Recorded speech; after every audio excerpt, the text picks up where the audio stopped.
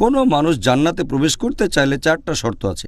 1 নম্বর ঈমান, 2 নম্বর হচ্ছে সৎ কাজ করা, তৃতীয় হলো মানুষকে সত্যের উপদেশ দেয়া, আর চতুর্থ মানুষকে ধৈর্য আর অধ্যবসায়ের উপদেশ দেয়া।